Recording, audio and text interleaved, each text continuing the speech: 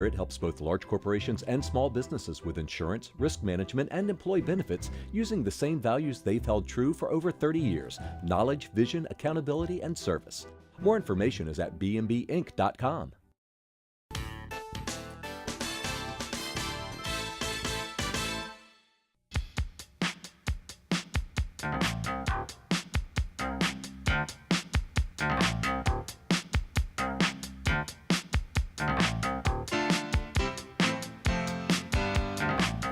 I'm Marcia Cavanaugh. Thanks so much for joining us. Two sections of South Louisiana underwent environmental scrutiny from the media this week. There was a three-part series entitled Our Drowning Coast, and a look at the term Cancer Alley as applied to the upriver parishes. We'll look at both, as well as in Baton Rouge, where the Secretary of State's strength may be eroding due to harassment allegations, and where the legislature remains in troubled water. All of this, plus a look at the Pelicans, who are winning on the court, if not at the box office, and the latest in the Jefferson Parish sheriff's race, are on the radar for tonight's Informed Sources. Errol, Laborde, producer of Informed Sources; Stephanie Grace, columnist, The New Orleans Advocate; Mark Schleifstein, environmental reporter, NOLA.com, The Times Picayune; and David Hammer, investigative reporter, WWL-TV, Channel 4. Go over to Stephanie first, and our Secretary of State, who's really sort of been, like the even-keel guy. Very much There's so. some real controversy swirling around him now. Right. This is a guy named Tom Shetler, who has been in Baton Rouge for decades, a Republican, former state senator from St. Tammany Parish.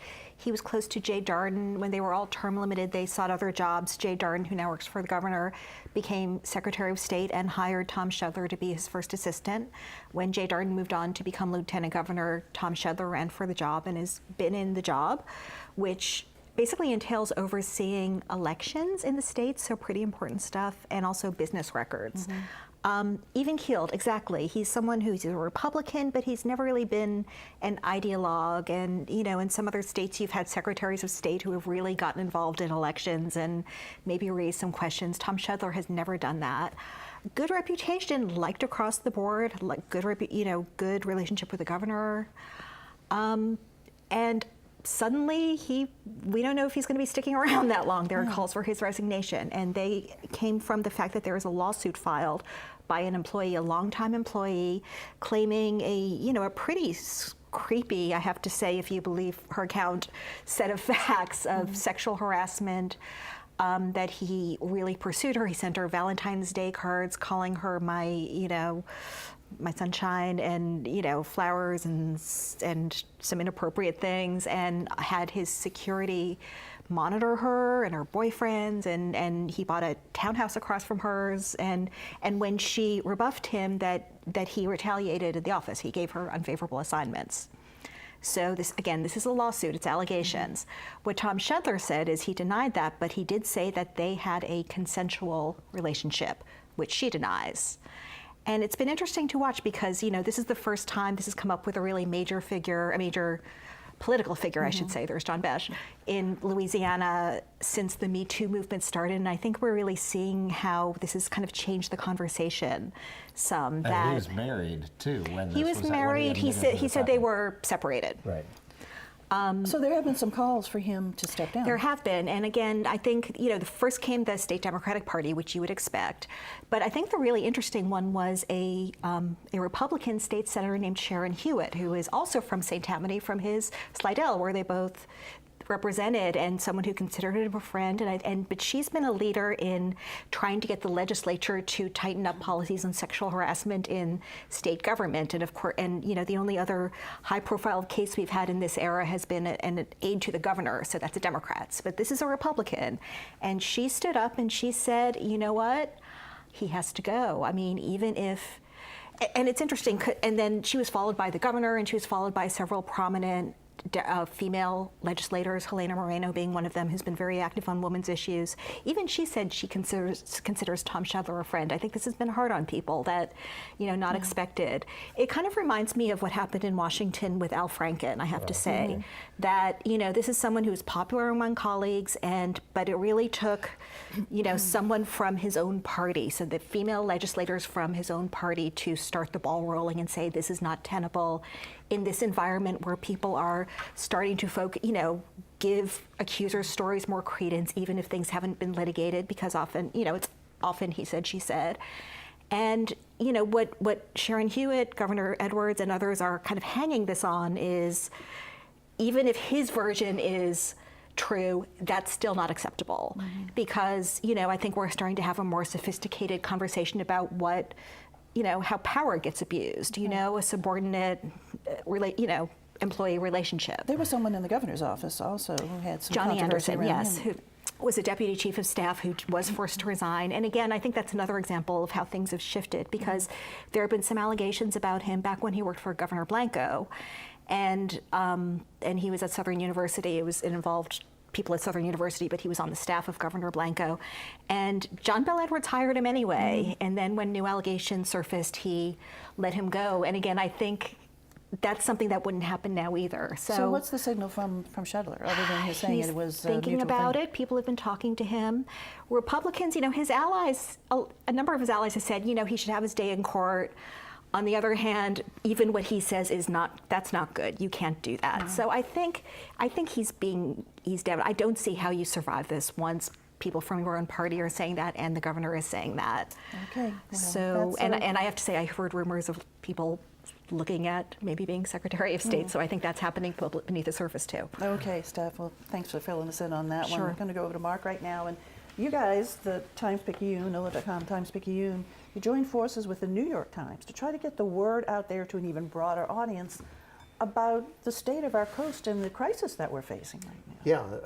Yeah, about the risks that we face today, which is still significant, and people need to understand that.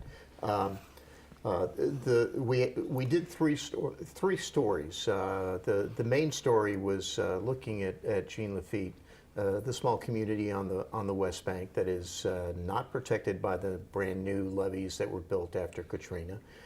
They've been pushing forever to get what they call a ring levee around that small community that would provide them with that same kind of protection, 100-year, quote, 100-year protection. And the state, as part of the 2017 master plan, finally said no, it's just too expensive, that it would cost more than $1 billion to provide protection to about 7,000 people. And we just can't afford to do that. They are getting some additional levee protection, but it's not anywhere near that height. So they're going to have to deal with that as we move forward, and the things that people who live in that community are going to be facing is whether or not the state is successful in getting grant programs started to help elevate homes in that area, or whether or not they can actually stay there. There are lots of reasons for those people to stay there. A lot of them are fishermen and work offshore. So it's a continuous issue that's being faced by not just that community, but many communities along the coast. And certainly that's part of the master plan also, is that while they haven't really identified communities in that master plan, in the master plan is the idea to help communities take what they call non-structural remedies. Elevate or relocate. But the number of individual structures that they're talking about that are in the plan is only 26,000.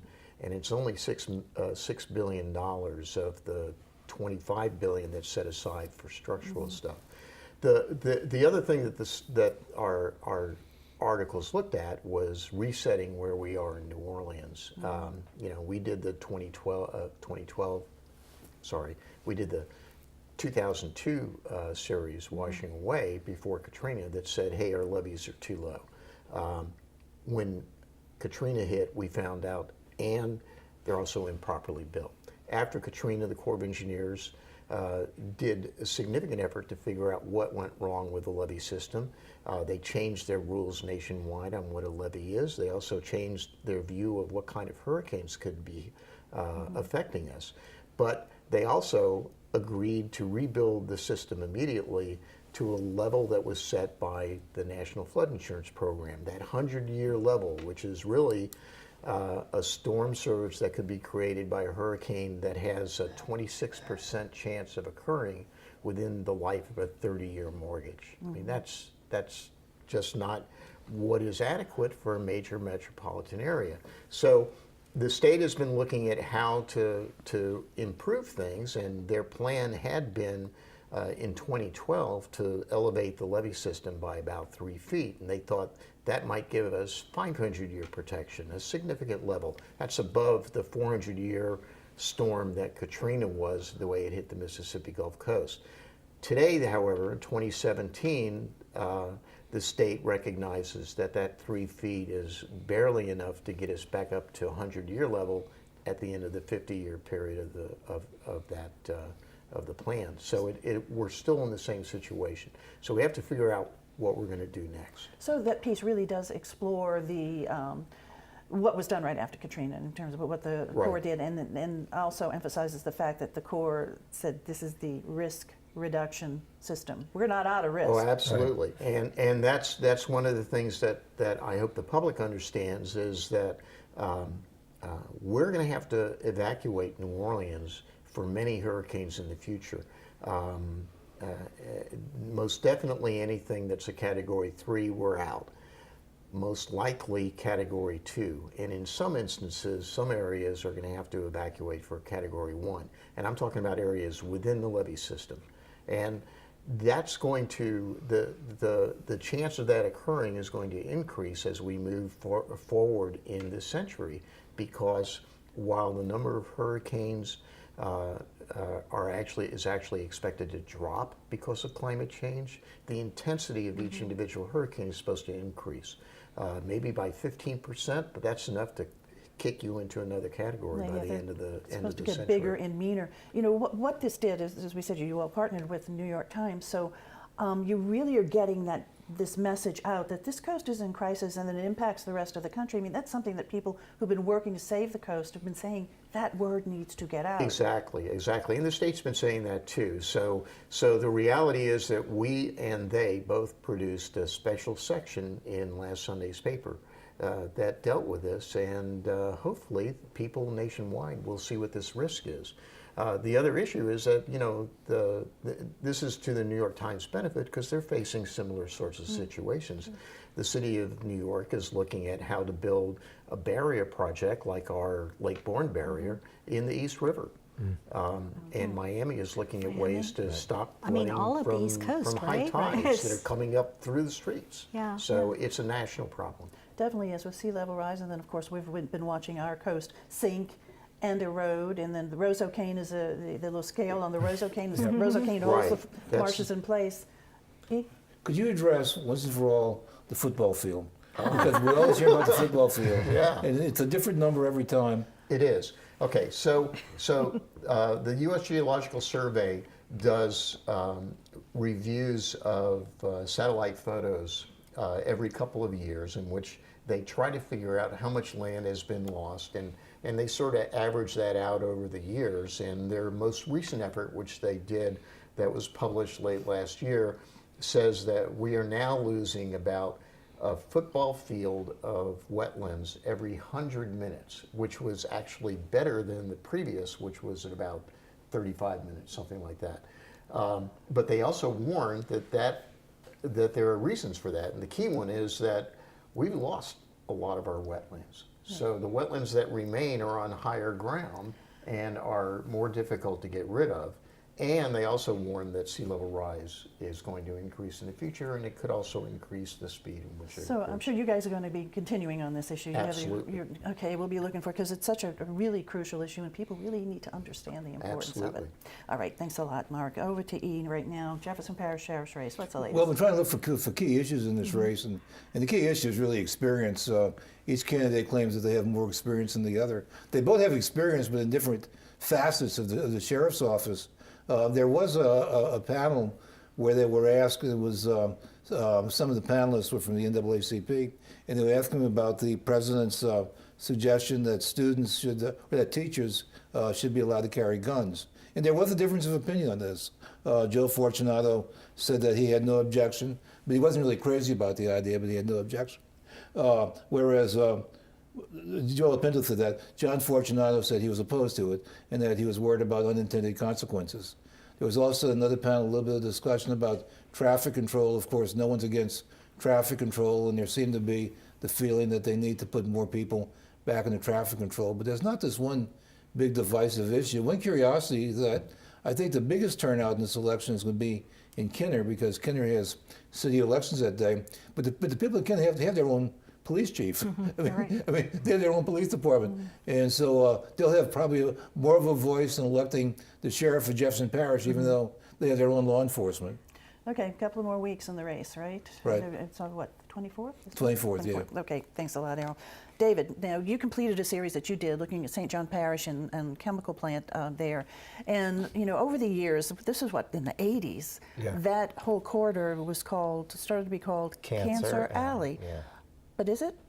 Well, it's interesting because we were just talking about Mark and his team looking at risk with hurricane protection.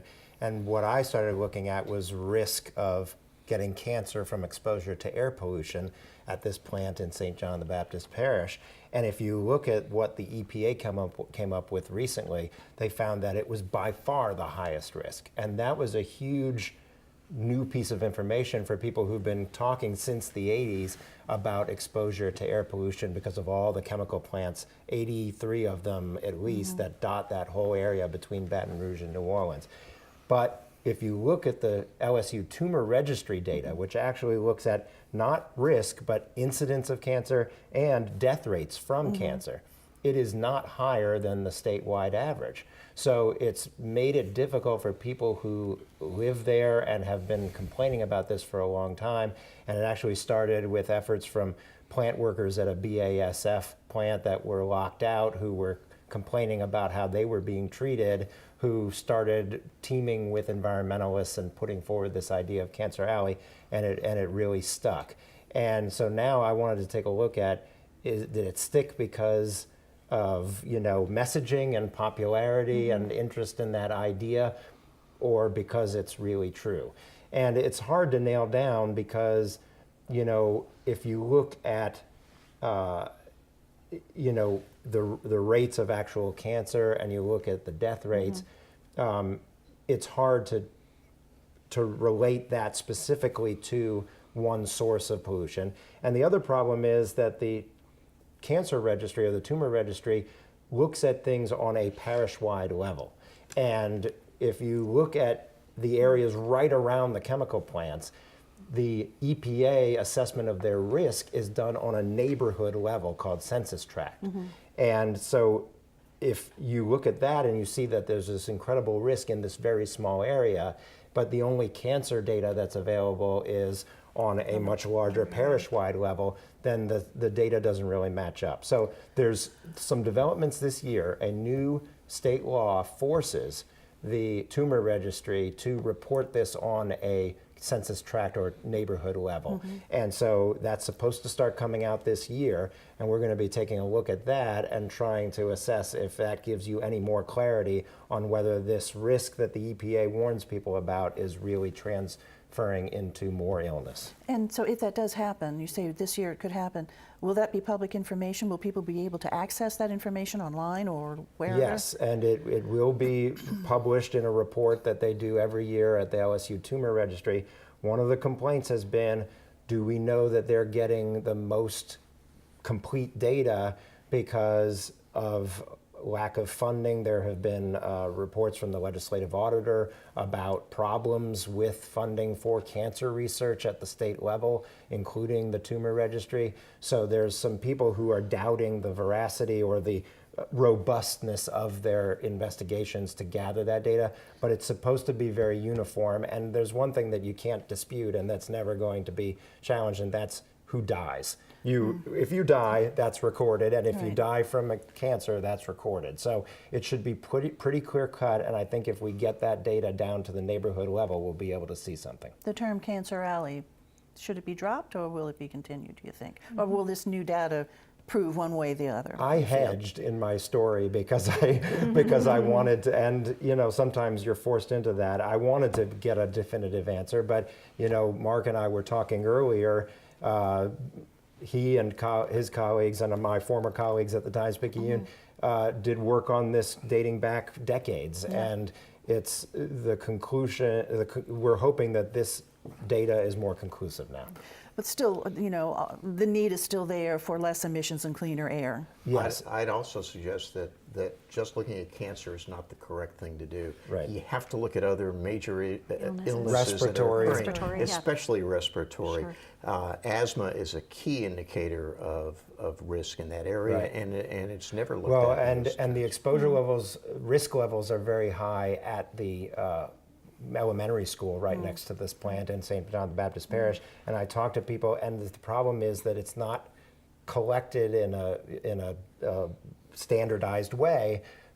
Incidents of asthma, incidents of respiratory concerns, and the people I spoke to, I interviewed some people in my stories that talked about those illnesses and feeling like that's connected to their exposure over a lifetime. Okay, you're keeping on it, I can tell. Yeah. Okay, thanks, David. Errol, back over to you. Pelicans are winning.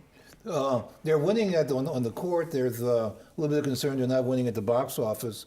There's always been a bit of an attendance problem with the franchise, which has pretty much been inconsistent over time. But an article in The Advocate this week also raised a question about the attendance, and so we could try to pull some numbers together.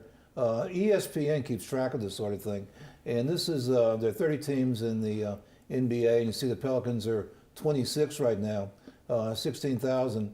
They're right ahead of them is Charlotte, from which the Pelicans came as the original Charlotte Hornets. Now, of all these teams, the Pelicans are the best team in terms of playing basketball. So if they keep on doing like they do for the rest of the season, they got like 20 games or something left, that they could get higher, but probably be in the in the bottom third. For curiosity, the top 10 teams, the Bulls, and of course, Chicago's a huge market. These Philadelphia, Cleveland's got LeBron James, and so there's various reasons. Dallas didn't have a very good team, but it's fifth. So it goes on. Usually people say, well, New Orleans is a football town. Truth is, most cities during football season are football towns. I mean, that's where the attention is. Now, New Orleans has the advantage of having a successful pro team and plus a very high-profile college team in LSU, so we may have a little bit more to draw attention. And of course, there's a lot of distractions in New Orleans. I was going to say, it's too. also a Mardi Gras town, which is probably a problem with for the year. So there's a lot of distractions. But the time for the team to do well is this time now. of the year after Mardi Gras, especially if it's winning. And in Anthony Davis, we got one of the top players in the world right now. He was just named Western Conference Player of the Month. Yeah. Right. Which is I get the feeling, yeah. though, that fans in New Orleans have this wait-and-see attitude about the Pelicans or our NBA franchise because it's been starts and stops. You had the Jazz in the 70s, and then they moved to Utah. Then you get the Hornets in the early 2000s, and then after Katrina, they were gone for a few years in Oklahoma City. Then you've got Chris Paul, and he's a big star, and it's the first one since Pete Maravich, and you can latch onto him. And then he leaves, and it's this start and stop. So, of course, Anthony Davis is one of the best in the world, and he's incredible. He's having an MVP-like season. But there's this almost like a wait-and-see attitude. Right. Like, let's see them And string it DeMarcus together. Cousins gets injured, so right. that kind of It would be nice expectation. if they made the playoffs. Yeah. Yes. Well, I think it's clear they're going to make the. I think they're going to make the playoffs. It's a tight division. And yeah, losing to Marcus Cousins really hurt too. Yeah. Anthony Davis could be. There are two people that could be the answer to the future of this franchise. One is Anthony Davis, and the other is Tom Benson, of course. Yeah. Because imagine if we had some reluctant out-of-towner who owned the team and was feeling very uncomfortable. Tom Benson, and then ultimately Gail Benson are not going to want to move the team for New Orleans, and they'll probably set up some kind of a business ownership at some point. And so I think we have stability at the ownership level. And so if the team can stabilize, and if Anthony Davis, luckily he's a great player, and he's also a likable person. And so if he's someone who embraces the town, and the town embraces him. But we are playing over our heads, really, because New Orleans is one of the smallest cities in the NBA. And so to be able to support an NFL team and an NBA team it's quite a task. So go enjoy some basketball because they're winning. Yeah. And there are a lot of home And support games in the team. March. So go. Okay, Stephanie, back over to you for a quick wrap-up. Yeah. I mean, it's really not clear what we can say about this special session. Can't wrap it up. You can say just more of the same, really 2 years of this. And, I know Governor John Bel Edwards was hoping if they got into a special session, they would be all in the same room and deal with this fiscal cliff, and that's the expiration of $1 billion in sales taxes this summer. And they can't do anything about it during the very long regular session that's coming up. So it's now or it's June. It's been 2 weeks. They've been in special session for 2 weeks, and the Senate has just been sitting around waiting for some bills because things are not getting out of the House. You know, there's a group of Republicans in the House that just will not vote for taxes. There's a group that wants to work with the governor. You know, there's a philosophical difference for those who believe that some taxes need to be raised. The Republican view is more sales taxes because everybody pays those. The Democratic view is more income taxes because, you know, the idea being sales taxes hit lower income people harder, and so you would, with income tax, you would hit higher income people. There was even kind of a division within the Democratic side, which we haven't seen before, which was the Black Caucus taking a position kind of more strongly for income tax increases than the governor has, not for raising rates, but for adjusting the bracket. So basically going back to something like the Stelly plan, which also would be an increase on higher income people. There was also a statement from a Republican from Central saying that basically what we're doing is just making sure the governor doesn't have a win. And again, he's pointing to his fellow Republicans saying, you people just don't want to give him an issue to run on. You don't want to give him a success. A number of Republicans are so frustrated. There's a guy named Rob Shadowin from Reston who's, you know, someone willing to work with the governor. He said, every time we try to build a bridge, an arsonist comes along. So really, tempers are very short. They're running out of time, and so are we right now. It ends Wednesday, and the session must end Wednesday. So all right, that. thanks, Steph. Time to look ahead. Okay, we've been talking about March 24th in terms of the sheriff's election in Jefferson Parish. There are some other races. In Jefferson Parish, there's two, in Orleans, there's two judgeships. There's the Court of Appeals race and a civil district court. Also a state representative race for Helena Moreno's seat when she was elected to the council. And in Jefferson Parish, there's a constable's race that you don't want to miss, okay? And then also the city elections in Kenner, in addition to the sheriff's race. Okay, Errol, thanks. Stephanie. Also later this month, Mayor Landrieu's book on the Confederate Monuments is coming out, and he has a number of speaking engagements around the country. It's being marketed nationally. They're working on some locally. They haven't been announced yet. Okay, Mark. So we're going to have a couple of additional stories coming out of what this series was, looking at elevation, exactly what are the plans for elevating the levee system, and other issues involved with coastal restoration. Okay, Mark, we'll be looking for it. David. And I have a quick update today on the Irvin Mayfield criminal case.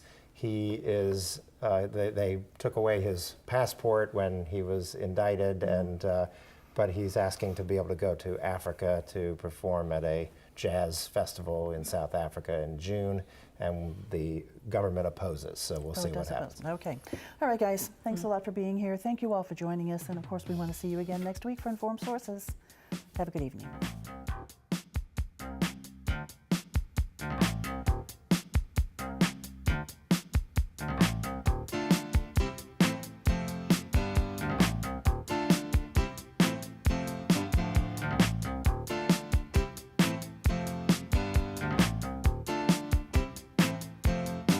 The firm of Bowen, McLeod & Britt helps both large corporations and small businesses with insurance, risk management, and employee benefits using the same values they've held true for over 30 years: knowledge, vision, accountability, and service.